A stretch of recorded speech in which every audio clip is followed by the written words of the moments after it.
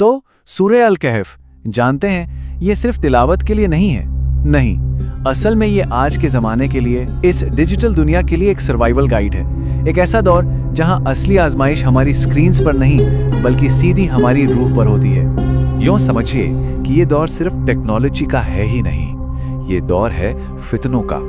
एक ऐसा दौर जहां हकीकत धुंधली पड़ गई है और इल्यूजन यानी कि भ्रम हर तरफ फैला हुआ है। और शायद इस दौर का सबसे बड़ा, सबसे कड़वा सच यही है कि लोग तो 24 घंटे ऑनलाइन हैं, लेकिन उनकी आत्मा, उनकी रूह वो डिस्कनेक्टेड है, ऑफलाइन है। और इसका नतीजा हर दिन, हर पल हमारा ईमान एक नए इम्तिहान से गुजर रहा है।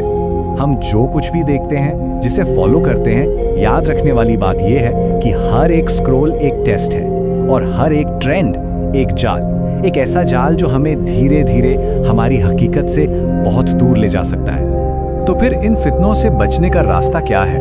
अल्लाह ने हमें एक रोशनी दी है, एक ऐसी सूरह जिसे हर जुमे को पढ़ने की खास हिदायत दी गई है। हाँ, सूरह अल कहफ। और जैसा मैंने कहा, ये सिर्फ तिलावत से कहीं ज्यादा है। ये एक डिवाइन सर्वाइवल मैनुअल है। और ये मैनुअल, ये हमें 4 बहुत बड़े इम्तिहानों के बारे में आगाह करता है। ऐसे इम्तिहान जिनसे हम आज भी गुजर रहे हैं। पहला, ईमान और समाज के बीच की जंग। दूसरा, दौलत का धोखा। तीसरा, इल्म का गुरूर। और चौथा, ताकत का नशा। तो चलिए इन्हें एक एक करके समझने की कोशिश करते हैं। तो सबसे पहला फितना, सबसे बुनियादी इम्तिहान, वो है ईमान का। सूरह हमें उन चंद नौजवानों की कहानी बताती है जिनके खिलाफ सोचिए पूरा का पूरा सिस्टम, पूरी सोसाइटी खड़ी हो गई थी। उन पर जोर डाला जा रहा था कि भाई जमाने के साथ चलो, अपने ईमान पर थोड़ा समझौता कर लो। लेकिन नहीं, वो अपने रब पर डटे रहे। उन्होंने कोई कॉम्प्रोमाइज नहीं किया। उस वक्त का जो भी ट्रेंड था उसे फॉलो करने से साफ इनकार कर दिया।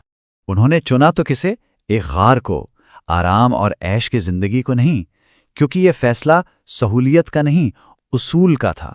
पर सवाल ये उठता है कि आज के दौर में वो गार कहाँ है? क्या वो मौजूद है? हाँ है। आज वो गार, वो कमरा है जहां कोई सबसे कटकर बस अपने रब से जुड़ता है। वो गार, वो दिल है जो दुनिया के हर प्रेशर के आगे झुकने से इनकार कर देता है। जब चारों तरफ से आवाजें आती हैं ना, अरे थोड़ा मॉडर्न बनो, इतना भी क्या कट्टर हो ना, थोड़ा एडजस्ट तो करना पड़ता है। बस उसी वक्त सूरह अल कहफ का ये पैगाम याद आता है कि जो अल्लाह के लिए अकेला खड़ा होता है, अल्लाह उसके लिए पूरी कायनात को थाम लेता है। याद रखिए, ईमान तन्हा जरूर हो सकता है पर कमजोर कभी नहीं। चलिए अब आते हैं दूसरे बड़े फितने पर, और ये है दौलत, स्टेटस और इन दुनियावी चीजों का इम्तिहान। सूरह में जिक्र है एक ऐसे शख्स का जिसके पास 2 शानदार हरे भरे बाग थे। मतलब ताकत, दौलत, लग्जरी, सब कुछ था उसके पास।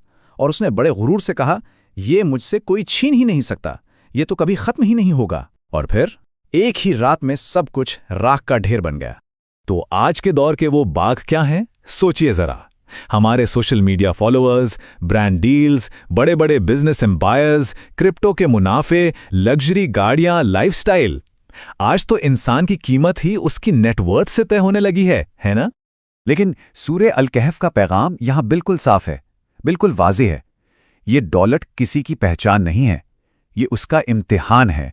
और अक्सर जिस चीज पर इंसान सबसे ज्यादा फख्र करता है ना, वही चीज उसके पतन, उसके जवाल की वजह बन जाती है। अब बात करते हैं तीसरे फितने की। ये थोड़ा अलग है, ये है इल्म का फितना।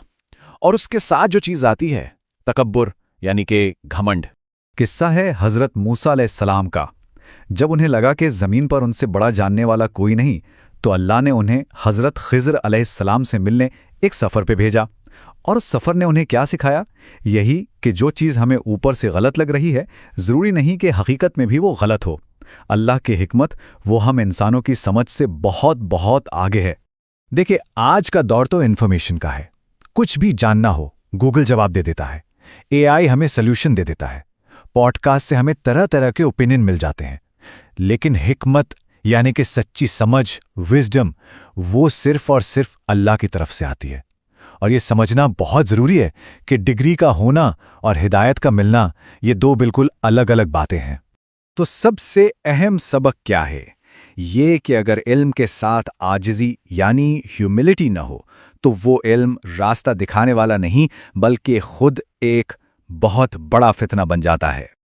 اور اب ہم آتے ہیں آخری اور شاید سب سے بڑے فتنے پر، یہ ہے طاقت اور کنٹرول کا امتحان۔ یہاں سورہ ہمیں ذوالقرنین کی مثال دیتی ہیں، ایک ایسے بادشاہ جنہیں اللہ نے زمین پر زبردست طاقت اور حکومت عطا کی تھی، لیکن انہوں نے کیا کیا؟ انہوں نے اس طاقت کو اپنی انا، اپنے گھمنڈ کے لیے استعمال نہیں کیا، نہیں، بلکہ انصاف اور امن قائم کرنے کے لیے کیا۔ ان کا مقصد ڈومینیٹ کرنا نہیں تھا بلکہ آرڈر قائم کرنا تھا۔ اب اگر ہم آج دیکھیں تو طاقت کس کے پاس ہے؟ میڈیا کے پاس، سیاست کے پاس، بڑے بڑے گلوبل سسٹمز کے پاس، اور ہر کوئی کیا چاہتا ہے؟ اور زیادہ کنٹرول، اور زیادہ ڈومیننس، ہر کوئی دوسروں پر حاوی ہونا چاہتا ہے۔ لیکن سورہ الکہف اس پوری بحث کو ایک سوال پر لا کر ختم کر دیتی ہے، ایک ایسا سوال جو ہر دور میں ہر انسان کے لیے ہے، ایک سوال جو ہمارے ذہن میں گونجنا چاہیے کہ اگر طاقت کبھی کسی کے ہاتھ میں آ جائے تو وہ اس کا کیا کرے گا؟